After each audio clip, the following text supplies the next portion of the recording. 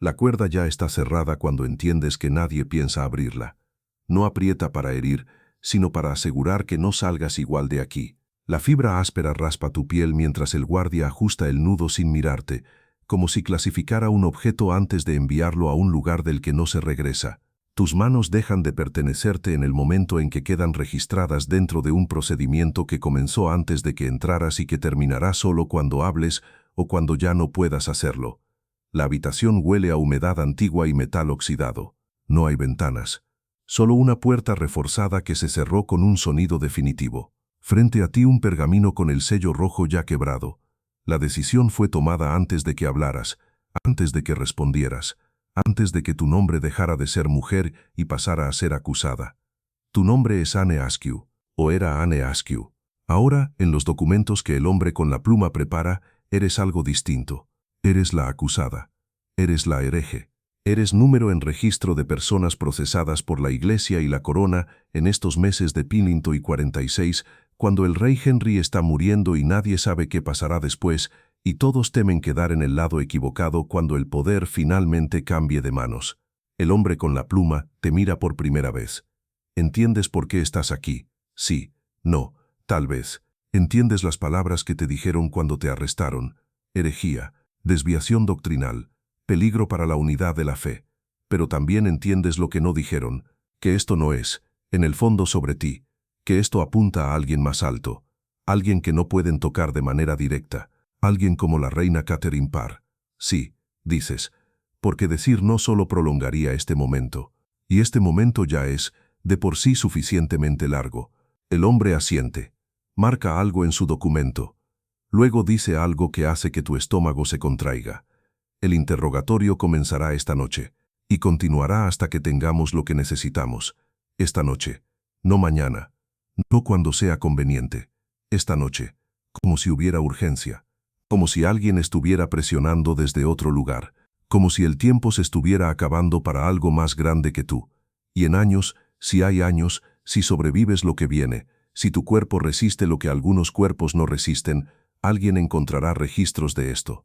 Encontrará tu nombre en listas, encontrará descripciones de lo que te hicieron, pero no encontrará los nombres que querían que dieras, no encontrará la confesión que querían que firmaras, solo encontrará silencio donde ellos esperaban palabras, y ese silencio dirá más que cualquier testimonio que podrías haber dado. Pero eso es futuro. Ahora mismo, lo único que sabes es que las cuerdas en tus muñecas están ahí, que la puerta está cerrada, que los hombres en la mesa tienen un poder que tú no tienes, y que esta noche ese poder se aplicará de maneras que aún no puedes imaginar del todo, aunque tu cuerpo ya lo esté anticipando con un temblor involuntario que intentas esconder, y que ellos probablemente ya notaron. No eres noble. No eres de familia con conexiones directas con la corte. Tu padre era caballero de provincia. Educado, sí, pero no poderoso. Y cuando moriste, o más precisamente, cuando te casaron con un hombre que no amabas y que compartía tu apellido solo por coincidencia, perdiste incluso esa pequeña conexión con algo que importaba. Pero eres educada. Sabes leer, sabes escribir. Y más peligroso aún, sabes pensar. Sabes hacer preguntas sobre textos que la Iglesia dice que no deben cuestionarse. Sabes argumentar sobre interpretaciones que algunos consideran sagradas e inmutables. Y en Inglaterra de 1546, eso te hace peligrosa. No porque seas una amenaza real al orden establecido, sino porque eres símbolo. Eres evidencia de que las ideas que el rey permitió circular, ideas sobre reforma, sobre acceso directo a las escrituras, sobre cuestionar la autoridad de Roma, han penetrado más allá de la corte. Han llegado a personas como tú. Personas que no pueden ser controladas solo con proximidad al poder, porque nunca tuvieron esa proximidad para empezar. Pero hay algo más. Una conexión que inquieta a ciertos hombres. Conexión con mujeres de la corte. Mujeres alrededor de la reina. Mujeres que comparten tus ideas, que leen los mismos textos, que hacen las mismas preguntas, y si pueden quebrarte a ti, si pueden hacerte decir que esas mujeres te apoyaron, te guiaron, te dieron textos prohibidos, entonces pueden construir un caso contra ellas. Y si construyen caso contra ellas, pueden llegar a la reina. Y si llegan a la reina, pueden alterar el balance de poder en una corte donde el rey viejo está muriendo y el futuro es incierto, y todos luchan por posición. No eres el objetivo, eres el medio. Eres la pieza que necesitan mover para alcanzar la pieza que realmente desean. Y esta comprensión, fría, clara, casi inevitable, se asienta en tu pecho mientras esperas en esa habitación, con las muñecas atadas y los hombres preparando sus documentos. El interrogatorio no empieza con gritos, empieza con precisión. El hombre mayor despliega el pergamino ya autorizado y no levanta la voz. Hace preguntas que suenan casi académicas, sobre doctrina, sobre interpretación, sobre textos que sabes citar incluso bajo presión. Respondes con cuidado, cada frase medida, cada palabra elegida como si caminaras sobre hielo fino. Pero no estás hablando solo para ellos, estás hablando para el documento. El hombre con la pluma no escribe rápido, escribe limpio, sin tachones, como si catalogara piezas de un inventario que pronto será archivado. Cada respuesta tuya deja de pertenecerte en el instante en que la tinta toca el pergamino. Tu voz ya no es solo sonido, es registro. Pero luego las preguntas cambian. ¿Quién te dio estos libros? ¿Con quién discutiste estas ideas? ¿Qué mujeres de la corte conoces? Y aquí el terreno se vuelve más difícil, porque estas preguntas tienen nombres detrás, personas concretas que ellos ya sospechan, pero necesitan que confirmes. He leído muchos libros, dices. Algunos los compré, otros los encontré. Eso no es respuesta, es la respuesta verdadera. El hombre mayor se inclina hacia adelante. Sabemos que has tenido contacto con mujeres de la corte, sabemos que has recibido apoyo. Lo único que necesitamos es que confirmes los nombres, y hay un momento en que podrías hacerlo, podrías dar un nombre, cualquier nombre, solo para que esto termine, para que la presión, aunque sea un poco, disminuya. Pero no lo haces, porque entiendes lo que ese nombre significaría, entiendes cómo sería usado, entiendes que tu voz, convertida en texto en ese pergamino, podría servir para destruir a alguien que no puede defenderse de una acusación que viene de ti. No tengo nombres que dar, dices.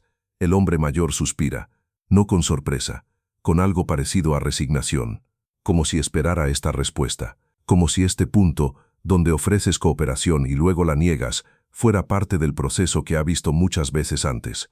Entonces continuaremos mañana, dice, y el día después, y el día después de ese, hasta que tengas nombres que dar. Te llevan de regreso a tu celda, pequeña, fría, con paja en el suelo y un cubo en la esquina, y mientras te acuestas en esa paja, con las muñecas todavía adoloridas por las cuerdas, aunque ya no están atadas, te preguntas cuánto tiempo podrás mantener el silencio, cuántas repeticiones de estas preguntas soportarás antes de que algo dentro de ti se quiebre. Los días se convierten en patrón. Te llevan a la habitación, te hacen preguntas, registran tus respuestas, te devuelven a la celda, pero el patrón está cambiando. Las preguntas se vuelven más específicas, más agresivas, el tono pasa de inquisitivo a acusatorio. Y hay algo más, mención de procedimientos, de métodos, de formas de ayudarte a recordar cosas que insisten en que sabes pero no compartes. No dicen explícitamente qué métodos. No hace falta. El silencio alrededor de esa palabra basta para llenar tu imaginación con posibilidades. En la mañana del sexto día, o tal vez el quinto, el tiempo empieza a disolverse cuando todo se repite, algo cambia.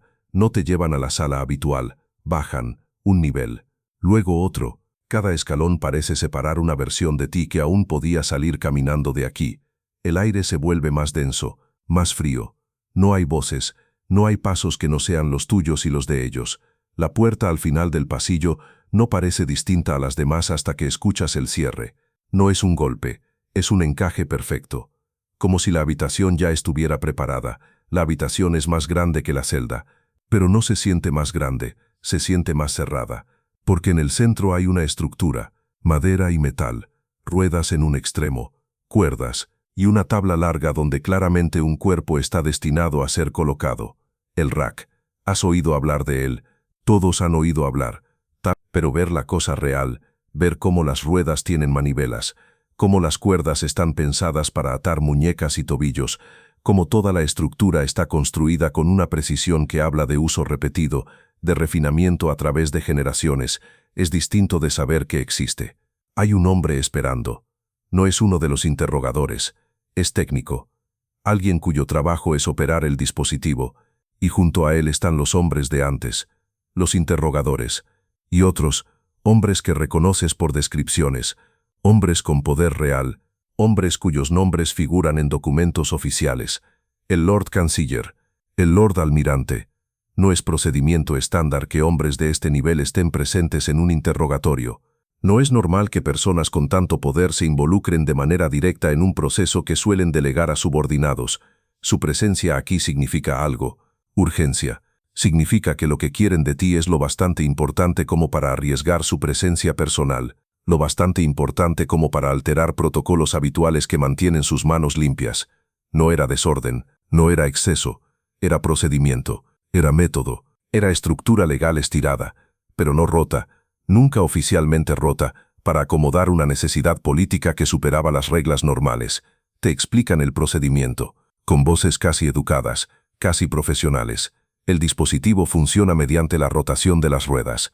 Las ruedas enrollan las cuerdas estiran el cuerpo bajo suficiente presión revelará lo que la mente se niega a revelar. No mencionan que este método rara vez se usa en mujeres, que hay procedimientos legales que, técnicamente lo prohíben salvo en circunstancias específicas. Que estés aquí significa que alguien muy alto autorizó esto, que firmó documentos, que hizo oficial lo que de otro modo sería ilegal. Puedes evitar esto, dice uno de los interrogadores. Solo necesitamos nombres, solo confirmar lo que ya sabemos, y hay un momento en que consideras, en que la presencia del dispositivo, la realidad física de lo que está a punto de ocurrir, hace que el silencio parezca menos valioso que antes, en que tu cuerpo ya anticipa el dolor y te suplica que hagas lo que sea necesario para evitarlo. Pero piensas en Catherine Parr, en la reina que ha sido amable con personas como tú, que ha protegido ideas que otros querían suprimir, que está en posición peligrosa ahora, porque el rey está muriendo y sus enemigos se están posicionando y necesitan eliminarla antes de que el poder cambie de manos. Y piensas que si das su nombre, si la conectas a ti, a tus ideas, a tus herejías, entonces ella no podrá defenderse, porque la acusación vendrá de alguien que no puede pelear de vuelta. Vendrá de ti, una mujer ya condenada, y nadie cuestionará tu testimonio porque, ¿por qué mentirías bajo tortura? ¿Por qué protegerías a alguien cuando tu propio cuerpo está siendo destrozado? No tengo nombres, dices, y tu voz es más firme de lo que esperabas. El interrogador asiente. No con ira, con aceptación, como si esta respuesta también estuviera prevista. Proceda, dice al técnico. El técnico se acerca. Tus muñecas son atadas a las cuerdas. Tus tobillos también. Eres colocada sobre la tabla con una precisión que habla de práctica, con un cuidado que es casi gentil, salvo por lo que está a punto de pasar. Luego el técnico coloca sus manos en la manivela. La primera rotación no duele. Descoloca. La segunda duele. En la tercera sientes algo que no debería moverse. Moverse. No es un grito lo que sale primero. Es aire. Aire arrancado de tus pulmones antes de que puedas decidir qué hacer con él. El técnico detiene la rueda. Te mira. Mira a los hombres detrás de él. Y dice algo que no estaba en ningún procedimiento. No continuaré. Los interrogadores lo miran. Primero confundidos, luego enojados. ¿Qué significa que no puedes continuar? Significa que no continuaré. Esto está más allá de lo que mi conciencia permite. Hay un momento de silencio. Un momento en que el procedimiento, el método, la estructura, choca con un límite humano, en que el hombre cuyo trabajo es ejecutar este proceso se niega a hacerlo. Y entonces ocurre algo extraordinario, algo que será recordado, registrado, usado como evidencia de cuán desesperados estaban por obtener lo que querían. El Lord Canciller no grita, no amenaza, simplemente se quita los guantes, camina hasta la manivela y la toma con ambas manos, como si estuviera firmando un decreto más. El Lord Almirante se coloca al otro lado. Dos hombres que normalmente solo dan órdenes, dos hombres que rara vez tocan la violencia que autorizan, y giran, no rápido, no con rabia, con una determinación casi administrativa. Esto no es procedimiento estándar, no es como se supone que funcione el sistema. Los hombres de poder dan órdenes, los de rango menor ejecutan. Nunca o casi nunca los de la cima se ensucian las manos con la violencia que ordenan, pero están desesperados, necesitan lo que creen que tienes. Están convencidos de que un poco más de presión te quebrará, y por eso hacen lo que normalmente delegarían. Se convierten en instrumentos directos de su propio procedimiento, y mientras giran, mientras las cuerdas se tensan y tu cuerpo se estira y algo dentro de ti empieza a separarse de maneras que no son reversibles, algo más ocurre también. No hablas. Tu cuerpo grita, tu mente grita, pero tu voz, la voz que necesitan, la que contiene los nombres que quieren, permanece en silencio. Y después de un tiempo que podrían ser minutos o podrían ser horas, el tiempo pierde forma bajo este tipo de dolor, finalmente se detienen, no porque obtuvieron lo que querían, sino porque tu cuerpo ya no puede sostenerse de modo que más tortura tenga sentido, porque tus articulaciones se han desplazado de sus lugares, porque estás en un estado que hace imposible cualquier interrogatorio inmediato. Te desatan, te llevan de regreso a la celda, no caminando, porque no puedes caminar, cargada, depositada en la paja como un saco de grano, y ahí te quedas, con un cuerpo que ya no responde como antes, con un dolor constante, total, probablemente permanente, pero con el silencio intacto. Los días después son borrosos. Hay médico, no para curarte, para mantenerte lo suficientemente viva como para que eventualmente seas juzgada y ejecutada según el procedimiento legal correspondiente. Hay guardias que traen comida que no puedes comer con facilidad, porque tu cuerpo ya no funciona como debería, y hay papel y pluma, porque aunque no puedes caminar, puedes escribir, y escribes. Escribes sobre las preguntas que te hicieron, sobre los nombres que querían, sobre tu negativa a darlos. Escribes sobre el procedimiento, sobre quién estuvo presente, sobre quién giró las ruedas cuando el técnico se negó. No escribes como acusación, escribes como testimonio, como registro de lo que ocurrió, como forma de asegurarte de que si te matan, cuando te maten, habrá al menos un documento que cuente la historia desde tu perspectiva, que diga lo que no dijiste bajo tortura. Y de alguna manera, nadie sabe exactamente cómo, pero de alguna manera, esos escritos salen de la celda, son copiados, circulan, primero en Inglaterra, luego más allá, a Alemania, a los Países Bajos, a lugares donde la imprenta puede reproducirlos, donde pueden ser leídos por personas que nunca te conocieron, pero que reconocen en tu historia algo sobre cómo funciona el poder, sobre qué ocurre cuando el poder se siente amenazado, sobre hasta dónde puede llegar para protegerse. Y mientras esto sucede, mientras tus palabras se multiplican y se distribuyen, tu cuerpo es preparado para el final oficial. El juicio es formalidad. El veredicto está decidido de antemano. Has sido declarada hereje. La sentencia, muerte por fuego. No hay sorpresa, no hay apelación. El procedimiento se completa según el protocolo establecido. Todo legal, todo documentado, todo correcto, según la letra de la ley. El día de la ejecución no puedes caminar, te llevan en silla, porque tu cuerpo que quebraron, pero que no logró quebrar tu voluntad, ya no puede sostenerse. Hay multitud, siempre la hay. Algunas personas vienen por entretenimiento, algunas por advertencia, algunas porque creen, sinceramente, que están presenciando justicia. Y también hay quienes vienen por otra razón, personas que saben lo que representa tu silencio, personas que entienden que no hablaste, que no diste nombres, que Catherine Parr, la reina que querían derribar, sigue ahí, sigue a salvo, porque tú no proporcionaste la evidencia que necesitaban. Te atan a la estaca, y hay un momento, breve, casi insignificante, en que alguien te ofrece una última oportunidad, una última posibilidad de reconsiderar, de dar los nombres, de salvar tu vida. Y respondes, no con palabras, porque hablar es difícil, sino con silencio. El mismo silencio que mantuviste en la sala de interrogatorio, en la habitación del rack, en tu celda, mientras escribías. El fuego es encendido, y mientras las llamas suben, mientras tu cuerpo finalmente es destruido de una forma que las ruedas no pudieron destruir tu voluntad, algo más ocurre también. Alguien en la multitud, alguien que estaba esperando lo ve. Ve cómo mueres sin hablar. Ve cómo el procedimiento que estaba destinado a quebrar tu silencio solo hizo que ese silencio fuera más significativo. Esa persona se va, y cuenta lo que vio, y esa historia se une a tus escritos, y juntas forman una narrativa que el poder no quería, que intentó prevenir mediante tortura, mediante amenaza, mediante ejecución, pero no pudieron prevenirla, porque la información, una vez liberada, una vez escrita, una vez presenciada, no puede desescribirse, no puede desverse. Catherine Parr sobrevive, no porque sea más fuerte que tú, no porque sea más inteligente, sino porque tú no diste su nombre, porque cuando el poder vino a ti buscando el enlace que necesitaban para llegar a ella, encontró silencio, y ese silencio la salvó, no de una manera dramática.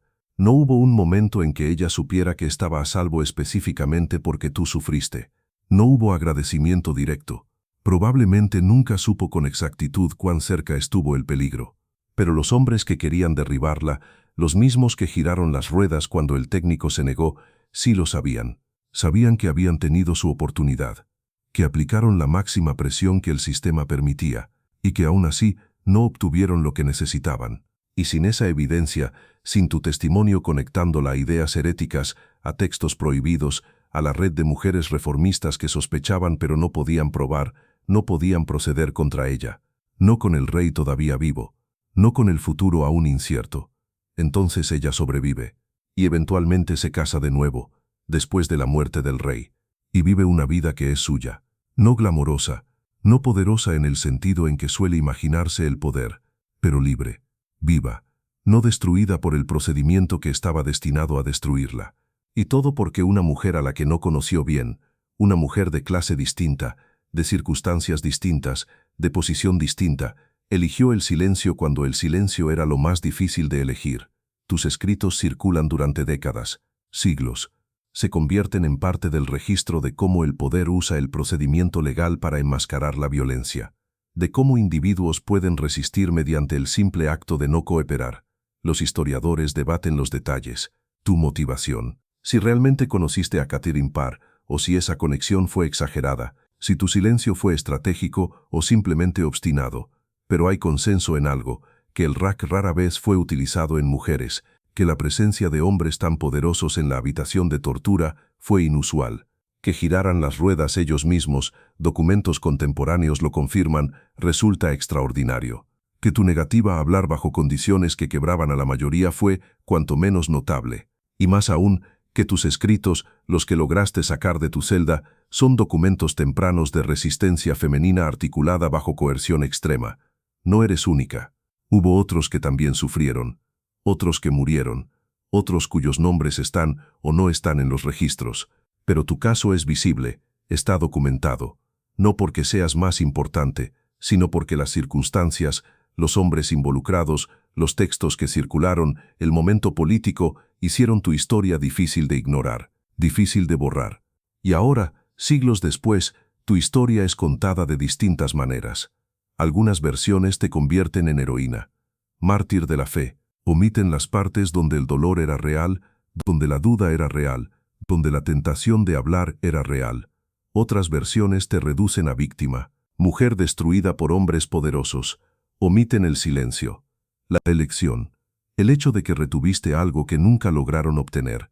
Pero quizá la versión más ajustada es esta: eres ejemplo de cómo los procedimientos pueden enmascarar la violencia, de cómo los hombres en la cima mantienen distancia de la violencia que autorizan hasta que ya no pueden, hasta que la urgencia los empuja a ensuciarse las manos. Y eres ejemplo de una resistencia específica, no de ejércitos, no de levantamientos, sino de silencio, de retener, de no cooperar con un procedimiento que requiere tu participación para completarse. El procedimiento necesitaba tu voz, tu testimonio, las palabras que convertirían sospechas en evidencia, que conectarían a mujeres a las que no podían alcanzar directamente, y no diste esas palabras. Y el procedimiento, con toda su violencia, con todo su poder, no pudo forzarte a hacerlo. Eso no significa que ganaste. Fuiste ejecutada, tu cuerpo fue destruido, pero el poder quería dos cosas, tu muerte y tu cooperación. Obtuvo una, no la otra. Y esa diferencia, ese pequeño espacio entre lo que el poder quería y lo que realmente consiguió, es donde vive la memoria de tu resistencia. ¿Qué queda de una voz cuando intentan silenciarla mediante violencia? ¿Qué queda cuando el cuerpo que producía esa voz es destruido pero las palabras que escribió permanecen? Quedan tus escritos, en archivos, en colecciones, en bibliotecas que preservan documentos de ese periodo, copias de copias, traducciones, reimpresiones a lo largo de los siglos. Queda el registro de tu juicio, los documentos oficiales que describen las acusaciones, que anotan tu negativa a cooperar, que registran el veredicto y la sentencia. Queda el registro de lo ocurrido en aquella habitación, no completo, no detallado de manera que satisfaga la curiosidad moderna, pero suficiente. Suficiente para saber que algunos de los hombres más poderosos en Inglaterra ese día se involucraron personalmente, que giraron las ruedas, que cruzaron la línea que normalmente separa ordenar la violencia de ejecutarla. Y queda algo más. Queda el hecho de que Catherine Parr sobrevivió, que los hombres que querían derribarla no lo lograron, que el enlace que necesitaban, tu testimonio, el que habría hecho su caso legal, nunca se materializó. No es victoria en el sentido habitual, no hay momento triunfal, no hay reversión, no hay justicia en el sentido de restaurar lo que fue tomado. Pero es algo.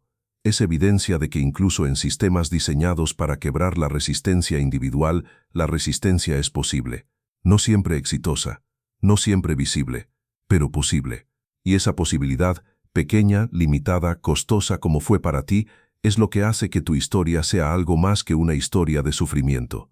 Es una historia sobre lo que un ser humano puede elegir cuando las opciones se reducen a lo más básico y brutal: hablar o no hablar, cooperar o no cooperar, darles lo que quieren o negarles incluso cuando la negación implica destrucción.